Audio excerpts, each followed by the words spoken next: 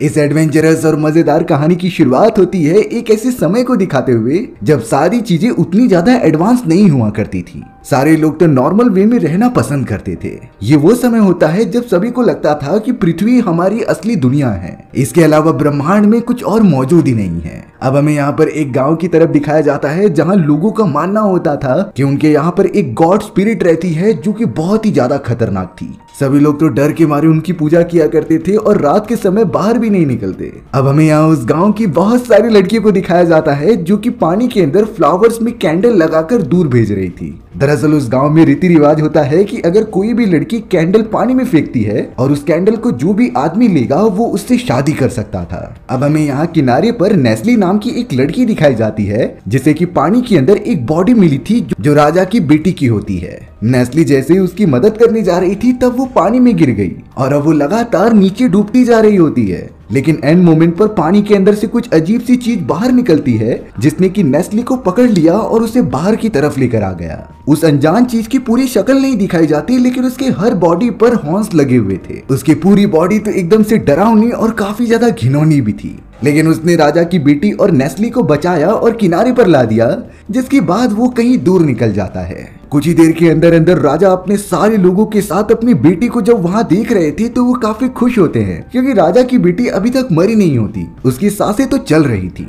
राजा ने तो सिर्फ अपनी बेटी को उठाया और नेस्ली के ऊपर तो ध्यान भी नहीं दिया। अब यहाँ राजा की बेटी बहुत ही ज्यादा घायल हो चुकी होती है, इसीलिए वो अपने आखिरी मोमेंट में फादर को कह रही थी कि मेरी डेड बॉडी को चर्च के अंदर लेकर जाया जाए और एक फादर मेरे लिए 3 दिन तक लगातार प्रे करता रहेगा और ये प्रेयर एक भी बार रुकना नहीं चाहिए क्योंकि ये सारी स्पिरिचुअल एक ही बार में खत्म हो सकते थे, जिसके बाद ही मेरी आत्मा को शांति मिलेगी। ये सारी बातें करने के बाद राजा की बेटी अपना दम तोड़कर मर जाती है। अब अपनी बेटी की आखिरी ख्वाहिश पूरी करने के लिए राजा सारी चीजें भूलकर उसके ऊपर लग जाता है। उसने अपनी बेटी की डेड बॉडी चर्च के अंदर ला दी और एक फादर को वहां पर बुला लिया था रिचुअल परफॉर्म करने के लिए। राजा ने तो सिंपली उस फादर से कह दिया कि तुम्हें यहाँ पर 3 दिन तक प्रे करना होगा और इसके बदले मैं तुम्हें काफी सारा गोल्ड दूंगा, लेकिन अगर तुम ये प्रेयर छोड़कर बीच में ही चले गए तो तुम्हें जान से मार दिया जाएगा। वो फादर तो रिचुअल स्टार्ट करने से पहले ही इतना डर रहा होता है राजा की वजह से, लेकिन अब उसे ये करना ही था, इसीलिए वो अपने सारे सामान के साथ बैठ जाता है। उसने तो बाइबल भी पढ़ना स्टार्ट कर दिया था और साइड में राजा की बेटी की डेड बॉडी भी मौजूद थी। यहाँ आधी रात का समय होता है जहाँ सारी चीजें एकदम से बिखरने लगी थी। तेज हवाएं चल रही होती हैं जिससे कि वो फादर समझ गया कि यहाँ पर कुछ गलत होने वाला है। फादर को पहली बार काफी डर लग रहा था, इसीलिए उसने अपने चारों तरफ एक प्रोटेक्शन सर्कल बना दिया। वो सोच रहा होता है कि चाहे कोई भी बुरी आत्मा हो वो मुझ पर अटैक नहीं कर पाएगी जब तक ये सर्कल मौजूद है। थोड़ी ही देर के अंदर उस जगह पर राजा की बेटी की स्पिरिट आ जाती है जो काफी खतरनाक थी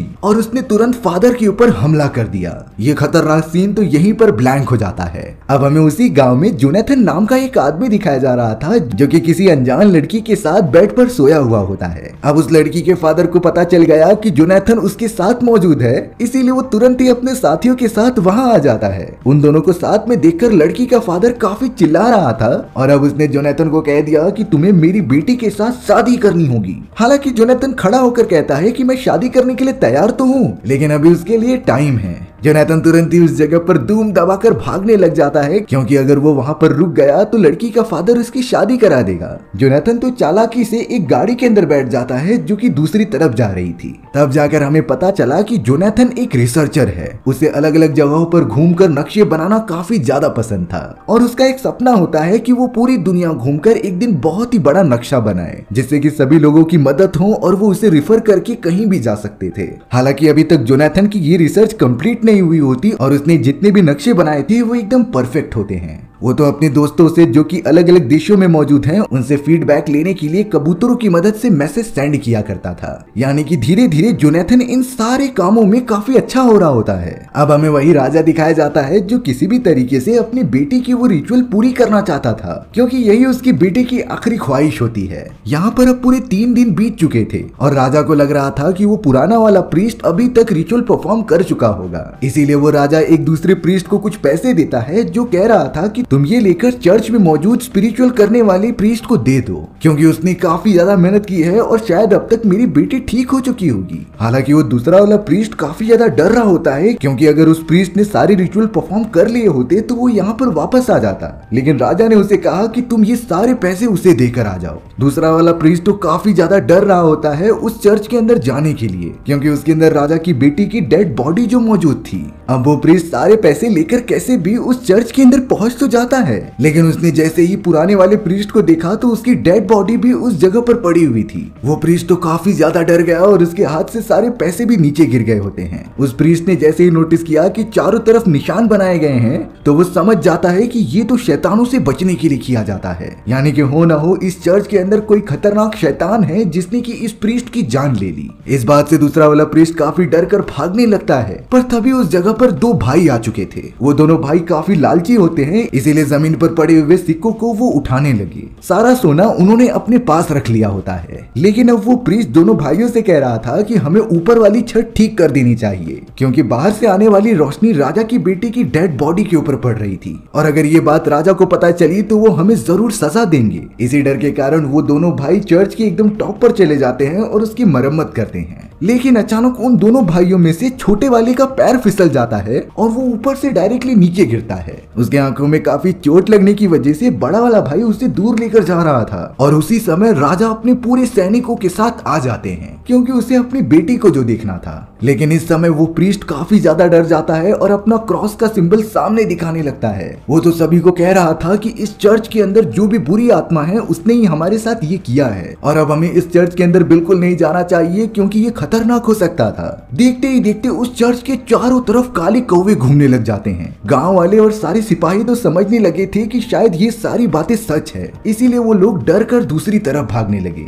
हालांकि राजा को काफी टेंशन हो रही होती है अपनी बेटी की डेड बॉडी की कि उसके साथ क्या होगा, लेकिन वो प्रीस्ट राजा को समझाता है कि आपको ठंडे दिमाग से काम लेना होगा। भले ही आपकी बेटी अब मर चुकी है, लेकिन वो चर्च अब बहुत ही ज्यादा खतरनाक है। उसके अंदर कोई न कोई शैतानी आत्मा है जो हम पर हमला कर रही है, इसीलिए अब आपको भी वहां नहीं जाना चाहिए। राजा उस प्रीस्ट की बात बहुत ही अच्छी तरीके से समझ जाते हैं और अपने गांव की तरफ बढ़ने लगते हैं। अब हमें दिखाया गया कि सारे गांव वाले अपनी पूरी संपत्ति लगाकर एक और चर्च बनवाते हैं। वहां पर वो सभी लोग प्रे कर रहे थे उस दूसरे चर्च के लिए जिसके अंदर शैतानी आत्मा थी। उन्हें लग रहा था कि शायद ऐसा करने से वो दूसरा वाला चर्च भी एकदम नॉर्मल हो जाए। सभी लोग तो वहां जमा होकर प्रे करने लग जाते हैं। थोड़ी देर के अंदर ही उस नए चर्च के चारों तरफ काफी इविल आत्माएं आने लगी थी। ये आत्माएं तो देखते देखते एक में कंबाइन होने लग जाती हैं और काफी बड़ा स्ट्रक्चर बना लेती हैं। प्रीस्ट तो उसके ठीक आगे ही खड़ा था, इसीलिए सभी गांव वाले अपने घुटने टेक कर उसकी पूजा करने लगे। अब हमें उस पुराने वाले चर्च के ऊपर वही आदमी दिखाया जाता है जिसकी बॉडी पर काफी सारे सींग लगे हुए थे, और इसी ने ही नेस्ली की जान जो बचाई थी। वो अनजान आदमी तो लगातार इन्हीं चीजों को देख रहा होता है और ये समझ जाता है कि जरूर इसमें कुछ गड़बड़ है। सभी गांव वाले तो अब उन सारी चीजों पर बिलीव करने लगे थे जो उनके गांव में हो रहा होता है, यानी कि चारों तरफ एकदम डर का माहौल फैल गया था। पर अब इस बात को यहाँ पर पूरे 1 साल बीत जाते हैं। अब यहाँ इतना लंबा सफर तय करके जोनाथन भी उस गांव में आ चुका था। वो तो अपने कुछ दोस्तों के साथ होता है जो कि पेट भर के खाना खा रहा था, लेकिन अब रास्ते में जोनाथन के दोस्त उसे बताते हैं कि हम भी कुछ समय पहले इसी गांव में आए थे, लेकिन हमारा एक साथी तो वहीं पर कहीं गायब हो गया और आज तक नहीं मिला। जोनाथन तो पूरी बात पूछता है कि आखिर वहाँ हुआ क्या था। तब जाकर उसके दोस्त बताते हैं कि हम 3 उस गाँव में स्टे करने के लिए जा रहे थे और काफी ज्यादा रात होने के कारण हम एक घर पे जाकर मदद मांगने लगे। उस घर में एक बूढ़ी औरत रहा करती थी जिसने कि हमें अंदर आने की इजाजत तो दे दी, लेकिन हमारे एक दोस्त की हालत काफी ज्यादा खराब होने लगी थी। उसे तो बहुत ही ज्यादा अजीब चीजें दिखाई दे रही होती हैं, जैसे कि आसपास कोई स्पिरिट हो। तभी अचानक पीछे से वही बूढ़ी औरत हमारे दोस्त के ऊपर हमला कर देती है और उसे पकड़कर लेके उड़ने लग जाती है। उसने तो हमारे दोस्त को पूरे लेक के ऊपर लेके जाकर उसे पानी में ही छोड़ दिया। पर आखिर वो बूढ़ी औरत जो कि एक खतरनाक शैतान में कन्वर्ट हो गई है, वो आखिर थी कौन? इस बात का पता तो उन्हें आज तक नहीं चला होता। लेकिन यहाँ पर जोनाथन इन सारी बातों को बिल्कुल भी नहीं मानता, क्योंकि वो इन अंधविश्वासों पर भरोसा ही नहीं करता और सिर्फ साइंटिफिक चीजों पर ही विश्वास करता था। उसके सामने जो भी चीजें होती वो उसी को सच मानता और आगे बढ़ता। अब जोनाथन जैसे ही फॉरेस्ट के बीचों बीच आराम करने के लिए उतरता है, तभी उसकी घोड़ा गाड़ी अपने आप ही आगे बढ़ने लगी थी। जोनाथन तुरंत ही अपने घोड़ा गाड़ी के अंदर चला गया, क्योंकि अब देखते ही देखते फॉरेस्ट के अंदर से कुछ खतरनाक जानवर उनका पीछा करने लगे थे। ये जानवर ऐसे होते हैं कि उनकी पूरी बॉडी एकदम से सड़ चुकी होती है, लेकिन फिर भी वो पूरी तरीके से जिंदा थे और जोनाथन को मारने की कोशिश कर रहे थे। हालांकि जब जोनाथन को इन सारी चीजों के बारे में पता चलता है तो वो अपनी घोड़ा गाड़ी की स्पीड काफी तेज कर देता है जिससे कि वो यहाँ से बाहर निकल सके। लेकिन अब उसकी घोड़ा गाड़ी पर गलती से आग लग गई थी, इसीलिए उसे जल्द से जल्द नीचे उतरना पड़ेगा ताकि वो अपनी घोड़ा गाड़ी की आग बुझा दे। हालांकि उसने अपनी गन की मदद से उन जानवरों को मारने की भी कोशिश की, पर उन जानवरों को तो चोट ही नहीं लग रही होती। अब इतनी खतरनाक आवाजें आने के कारण गांव के सभी लोग काफी डर जाते हैं। जोनाथन भी अब डायरेक्टली उसी गांव के अंदर आ चुका था और कीचड़ में जाकर गिर जाता है। वहां पर तो अब वही बुरा प्रीस्ट आ चुका था जो कि जोनाथन को देखकर शॉक हो जाता है, क्योंकि ये उनके गांव का आदमी नहीं बल्कि बाहर से आया हुआ है। इसीलिए अब उसने अपनी किताबों को देखकर ये कह दिया कि जोनाथन भी शैतान का भेजा हुआ एक इंसान है जो कि हमारे लिए खतरा हो सकता था। इसीलिए अब सारे गांव वाले जोनाथन के अगेंस्ट हो जाते हैं। लेकिन जोनाथन तो इन बातों पर ध्यान नहीं देता और उसी जगह पर रहने का डिसाइड करता है। और जब यहाँ राजा को ये बातें पता चली कि जोनाथन नाम का एक आदमी जगह जगह घूमकर नक्शे बनाता है, तो राजा ने जोनाथन को अपने पास बुला लिया था। यहाँ पर वो बुरा प्रीस्ट अभी भी राजा से काफी ज्यादा गुस्सा होता है, क्योंकि राजा चाहते थे कि चर्च के अंदर जो उसकी बेटी की डेड बॉडी मौजूद है उसकी प्रॉपर तरीके से फ्यूनरल की जाए। लेकिन उन्हें क्या पता है कि उसकी बेटी अब खतरनाक आत्मा बन चुकी है जो किसी को अंदर नहीं घुसने देगी। इन्हीं बातों से वो बुरा प्रीस्ट काफी ज्यादा नफरत भी करने लगा था। उसके मन में ये भावना हो जाती है कि वो राजा को किसी भी तरीके से हटाकर उसकी जगह ले ले। फिलहाल के लिए यहाँ राजा जोनाथन से मिलता है और उसे बताता है कि तुम्हें इस पूरे गांव का नक्शा बनाना पड़ेगा और उसके ठीक बीचों बीच उस चर्च को रखना है जिससे कि उसकी इम्पोर्टेंस काफी बढ़ जाए और सभी लोग अंदर जाने के लिए राजी होकर मेरी बेटी को फ्यूनरल अच्छे से करें। इसके लिए राजा ने तो जोनाथन को काफी सारे पैसों की ऑफर किए और जोनाथन से कहा कि तुम्हें इस बारे में किसी को नहीं बताना पड़ेगा, ये एकदम सीक्रेट मिशन है जिसे कि तुम्हें कंप्लीट करके ही रहना है। पर यहाँ बदकिस्मती से वो बुरा प्रीस्ट इन सभी को सुन लेता है। उसे ये बिल्कुल भी एक्सेप्टेड नहीं था कि चर्च को ओपन करके अंदर जाया जाए, जिससे कि उसने जो भी गांव वालों को बताया है वो गलत साबित हो। इसीलिए अब उस बुरे प्रीस्ट ने उन्हीं दोनों भाइयों को बुलाया जिन्होंने कई साल पहले उसके साथ चर्च में काफी सारे पैसे ले लिए थे। बुरा प्रीस्ट तो उन दोनों भाइयों को ब्लैकमेल करने लगा कि अगर तुम मेरी मदद नहीं करोगे तो मैं ये राजा को बता दूंगा कि सारे पैसे तुम्हारे पास ही हैं। उस बुरे प्रीस्ट ने साफ साफ कह दिया था कि चर्च ओपन नहीं होना चाहिए। इसीलिए अब वो दोनों भाई तुरंत ही जोनाथन के पास पहुंच गए उसका माइंड डाइवर्ट कराने के लिए। अब यहाँ पर उन दोनों में से एक भाई जोनाथन को बताने लगा कि उस चर्च के अंदर राजा की बेटी की आत्मा आ चुकी है और उसने तो अपनी शक्तियों की मदद से वहाँ पर काम करने वाले एक प्रीस्ट को जान से भी मार दिया था। राजा की बेटी की डार्क सोल अपनी पावर की मदद से पूरे चर्च को झाड़ियों में कन्वर्ट कर देती है और उन्हीं की मदद से प्रीस्ट की बॉडी में घुसाकर उसे खत्म कर देती है। प्रीस्ट बहुत ही बुरी तरीके से मारा गया था जिससे कि पूरा चर्च अब उस आत्मा के कब्जे में हो चुका है। वहीं अब वो दूसरा भाई जोनाथन को बता रहा था कि प्रीस्ट ने कोशिश की थी कि अपने आप को बचा ले। जब राजा की बेटी की आत्मा उस पर हावी होने वाली थी तो उसने गॉड के क्रॉस की मदद से उसे अपने कॉफिन में तो बंद कर दिया था और उसके ऊपर लगातार हमला भी करता है। लेकिन राजा की बेटी की शैतानी आत्मा ने उस पर काफी हमले किए। आखिरकार बहुत घायल होने के बाद भी प्रीस्ट ने उस आत्मा को खत्म कर तो दिया था, लेकिन अंत में वो भी मर गया, जिससे कि अब उस चर्च के अंदर दो खतरनाक आत्माएं हैं, एक प्रीस्ट की और एक राजा की बेटी की। इसीलिए अब उस चर्च में कोई भी नहीं जा सकता।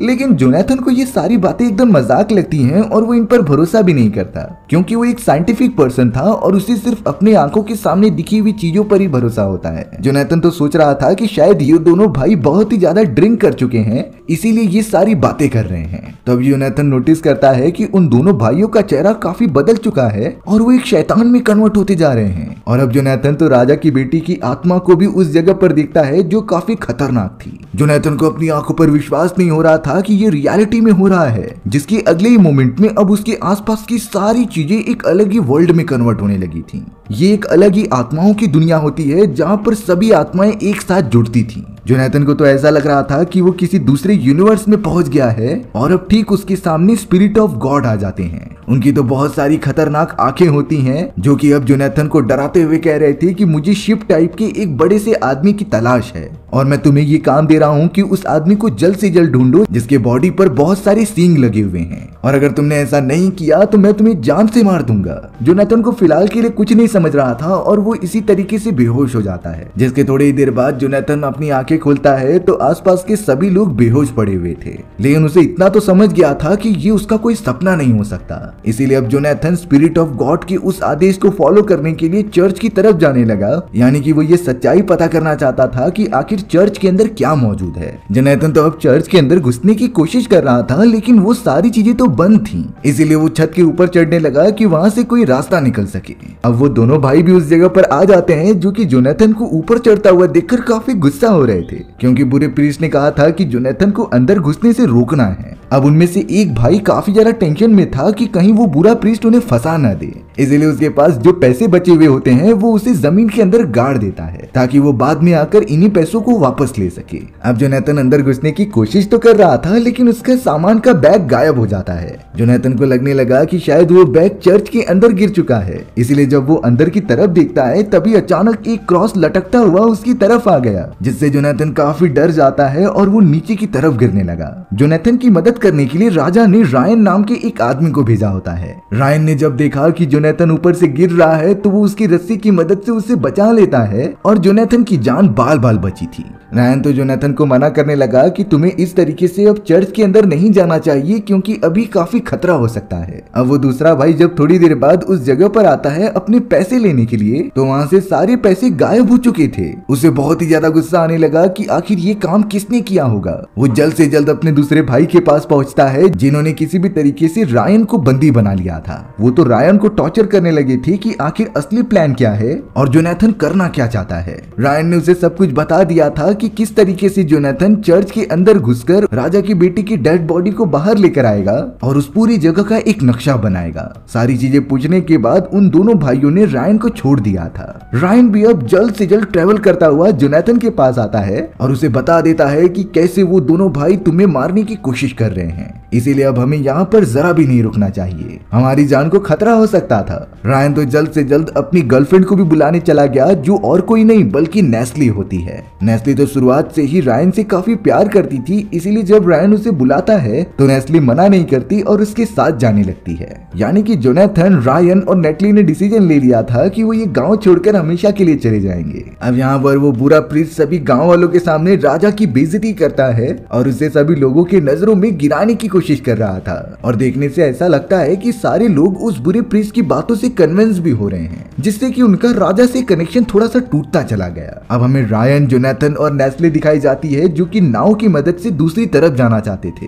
लेकिन नेस्ली पता नहीं क्यों वहाँ से दूर भागने लगी। रायन तो तुरंत ही नेस्ली को बचाने के लिए उसकी तरफ जाता है, पर तभी अचानक उसे वही अनजान आदमी जिसकी बॉडी पर पूरे सींग लगे हुए थे वो दिखाई देता है, जो काफी गुस्से में था। रायन तो फिलहाल के लिए बचकर दूर जाने लगा, क्योंकि वो इससे लड़ाई नहीं कर सकता था। आखिर उस सींग वाले आदमी का मकसद क्या था और वो इस तरीके से सभी पर हमला क्यों कर रहा है, ये किसी को नहीं आइडिया होता। जोनाथन भी अब आउट ऑफ कंट्रोल होने के कारण पानी के अंदर गिर जाता है। जोनाथन को स्विमिंग बिल्कुल भी नहीं आती थी, इसीलिए वो डूबता जा रहा था, पर तभी अचानक उसके पास किसी ने उसका ही बैग फेंक दिया, जो गुम हो चुका था। जोनाथन तो उसी बैग को पकड़ते हुए धीरे धीरे बाहर आ जाता है और उसे तो वहाँ पर शिप जैसे दिखने वाले उस आदमी के बहुत सारे सींग दिखाई देते हैं, जो कि निकले पड़े हुए थे। जोनाथन को आइडिया लग गया था कि जो स्पिरिट गॉड ने बोला होता है कि मुझे शिप जैसे आदमी का पता बताओ, वो शायद इसी की बात कर रहे थे, जो शायद हमारे गांव में मौजूद है। दूसरी तरफ ये दिखाया गया कि वो दोनों भाई पैसों के लिए एक दूसरे से लड़ाई कर रहे हैं, क्योंकि उन दोनों को लगता था कि वो पैसे जो उन दोनों ने मिलकर चुराए थे वो उन दोनों में से किसी एक ने ही अकेले चुरा लिया है,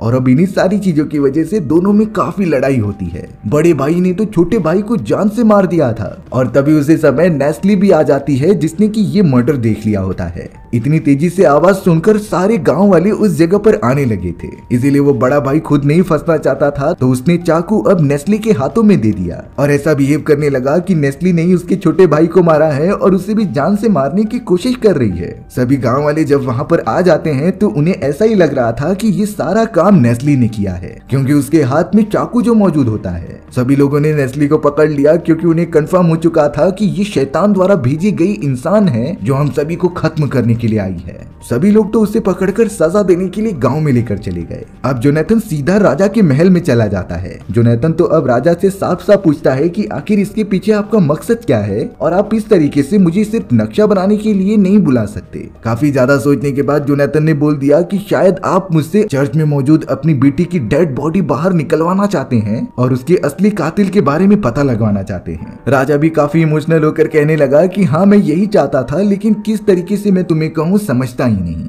जोनाथन भी अब सारी चीजें अंडरस्टैंड करता है और राजा को बताता है कि मैं इन सारी चीजों में आपकी मदद करूंगा। यहाँ पर अब गांव के सारे लोग नेस्ली को लेकर आ जाते हैं और उसे सजा देने की तैयारी करते हैं, लेकिन अब राजा जोनाथन के साथ उस जगह पर पहुंच जाते हैं, जो गांव वालों को समझाने लगी कि इसमें नेस्ले की कोई गलती नहीं है। पर अब वो सारे गांव वाले राजा की बात ना मानकर उस प्रीस्ट की बात मानने लगे थे। इसीलिए अब पीछे से कई सारे गांव वाले राजा को मारकर बेहोश कर देते हैं। उन्होंने तो जोनाथन को भी पकड़कर एक जगह पर बंदी बना दिया था। जोनाथन को तो उस जगह पर नेस्ले भी मिलती है जिसे कि बंदी बना कर रखा गया था।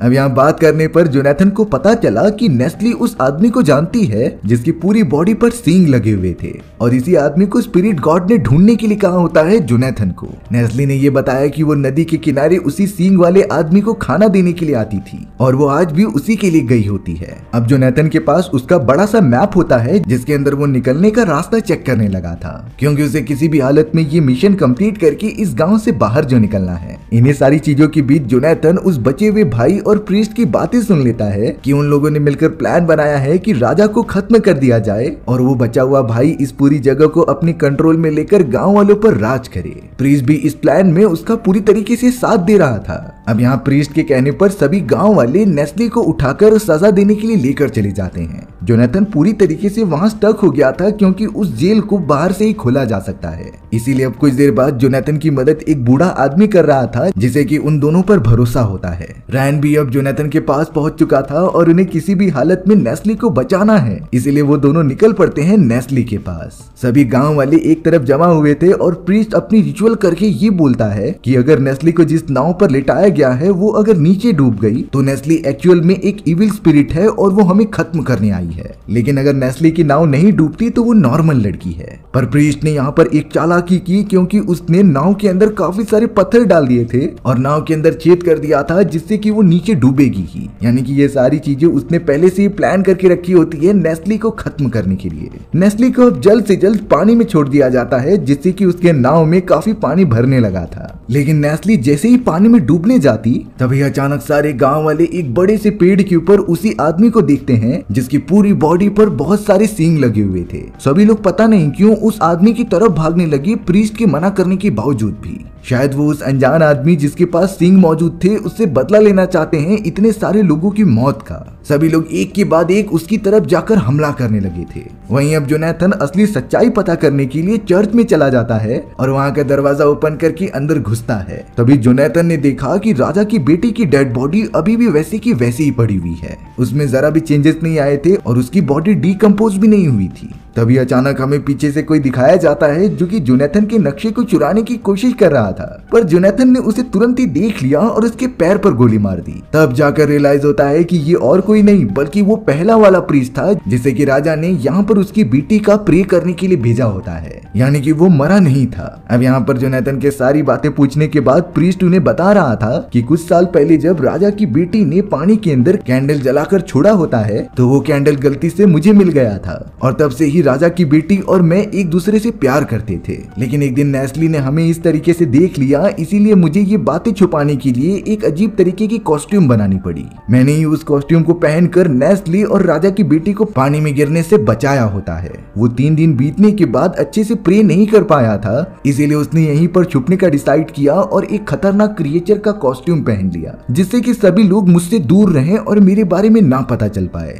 इसी प्रीस्ट ने उन दोनों ब्रदर्स के पैसे भी चुराए होते हैं जिससे कि उनके बीच लड़ाई हो जाए। तभी अचानक पीछे से कोई और आदमी आता है जिसने कि जोनाथन के सर पर हमला कर दिया और उसे बेहोश कर दिया। दरअसल ये तो वो बुरा प्रीस्ट होता है जिसने कि शुरुआत वाले प्रीस्ट के ऊपर भी हमला किया था और उसने ही अफवाह फैलाई थी कि इस चर्च के अंदर बुरी आत्मा मौजूद है। वहीं अब हम रायन को देखते हैं जो कि सारे गांव वालों का ध्यान भटका रहा था उस कॉस्ट्यूम की मदद से, लेकिन आखिरकार उस बचे हुए भाई ने रायन को रंगे हाथों पकड़ लिया होता है। उसने तो रायन के ऊपर गन पॉइंट भी कर दिया था। लेकिन अब थोड़ी ही देर के अंदर सारे गांव वाले उस जगह पर जमा हो गए थे। उन्हें तो कॉस्ट्यूम के बारे में पता चल चुका था और ये भी अंदाजा हो जाता है कि ये सारी चीजें झूठ थी और उन्हें बुरी आत्माओं के खिलाफ गुमराह किया जा रहा था। वो तो अब रायन को छुड़ा लेते हैं और उस बुरे भाई को यहाँ से भगाने लगते हैं। रायन तुरंत ही निकल पड़ा था नेस्ले की जान बचाने के लिए, क्योंकि वो पानी में डूबती जा रही थी। यहाँ चर्च के अंदर उस बुरे प्रीस्ट ने अब पुराने वाले प्रीस्ट को उसी कॉफिन के अंदर डाल दिया जहाँ पर राजा की बेटे की डेड बॉडी मौजूद होती है। यहाँ पर वो बुरा प्रीस्ट एक एक बात रिवील करता है कि कई समय पहले मैं राजा की बेटी से प्यार किया करता था, लेकिन वो किसी और से न प्यार करे, इसीलिए मुझे जानबूझकर उस सींग वाले क्रिएचर में कन्वर्ट होना पड़ा और इसी तरीके से मैंने कॉस्ट्यूम बनाकर सभी को डराना स्टार्ट कर दिया, जिससे कि कोई भी इस गांव से बाहर ना जा सके। पर अब काफी ज्यादा देर हो चुकी है, क्योंकि मेरे प्यार पाने से पहले ही मेरी लवर मर गई और मैं उससे रिलेटेड सभी को जान से मार दूंगा। यहाँ जोनाथन को भी होश आ जाता है, जो कि उस प्रीस्ट से कह रहा था कि उसे छोड़ दो, तुम्हें जो भी चाहिए वो मैं दूंगा। लेकिन शायद वो बुरा प्रीस्ट अब किसी भी जाल में नहीं फंसने वाला था और अब वो एक कुल्हाड़ी लेकर जोनाथन के पास आ जाता है उसकी जान लेने के लिए। वहीं अब हमें पानी के अंदर नेस्ली को दिखाया जा रहा था, जो कि लगातार डूबते जा रही थी, लेकिन सही समय पर वहां रायन पहुंच जाता है और उसकी जान बचा लेता है। अब सारे गांव वालों को सच्चाई पता चलने के बाद वो चर्च की तरफ आने लगे थे, क्योंकि अब उन्हें पता है कि चर्च के अंदर कोई बुरी आत्मा नहीं मौजूद। ये सब तो सिर्फ उस बुरे प्रीस्ट ने किया है हमें डराने के लिए। साथ ही साथ जोनाथन को जो स्पिरिट गॉड दिखा था वो एक्चुअल में एक प्रोजेक्शन होता है, जिसे कि लाइट के थ्रू दिखाया जाता था, और ये आंख का छलावा होता है जिससे कि कोई भी उसे सच मान ले। लोगों की आवाजें सुनकर तो अब उस बुरे प्रीस्ट ने जोनाथन को मारने के लिए आगे जैसे ही बढ़ा, तभी अचानक से एक बड़ा सा क्रॉस ऊपर से नीचे गिरता है, जिससे कि वो बुरा प्रीस्ट बहुत ही बुरी तरीके से मारा गया था। सभी लोग जैसे ही अंदर घुसते हैं तो उन्होंने ये सारी चीजों को एक मिरेकल समझा और वो ये मानने लगे थे कि गॉड ने बुराई को पूरी तरीके से खत्म कर दिया। जोनाथन भी उस पुराने वाले प्रीस्ट को बाहर निकालता है और उसे अच्छी तरीके से गांव में छोड़ देता है। सभी लोगों ने आखिरकार उस प्रीस्ट को भी एक्सेप्ट कर लिया था। उस गांव में सारी चीजें नॉर्मल होने के बाद रायन और नेस्ले एक साथ हो गए थे। उन्होंने तो शादी भी कर ली होती है और अपनी लाइफ काफी अच्छे से गुजार रहे थे। वहीं जोनाथन अब उसी गांव में मौजूद प्रोजेक्शन टेक्नोलॉजी को काफी बढ़ावा देने लगा और सभी को बताता है कि हम रोशनी की मदद से क्या क्या कर सकते हैं। साथ ही साथ वो पूरी दुनिया का एक नक्शा बनाने की भी मिशन पर निकल गया होता है और शायद वो इसमें कामयाब भी हो जाए। इसी तरीके से हमारी ये एडवेंचरस कहानी यहीं पर खत्म हो जाती है। सो व्यूअर्स, आपको ये स्टोरी कैसी लगी कमेंट सेक्शन में बताना भूलना मत। और अगर आपको मेरा एक्सप्लेनेशन 1% भी अच्छा लगा होगा ना, तो वीडियो को लाइक एंड चैनल को सब्सक्राइब जरूर कर देना। मिलते हैं इसी तरीके की मजेदार वीडियोस में, तब तक के लिए बाय बाय।